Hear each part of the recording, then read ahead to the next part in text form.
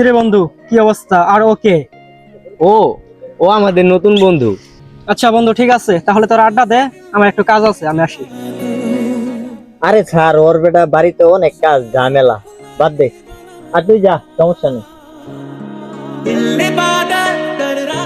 কিরে বন্ধু, তুই আমার মারে মা মনে করস? হ্যাঁ, মনে তো করি। কেন, কি হয়েছে? তাহলে তোর ওই বন্ধু আমার মারে গালি দিল কেন? আচ্ছা ঠিক আছে, দেখতেছি।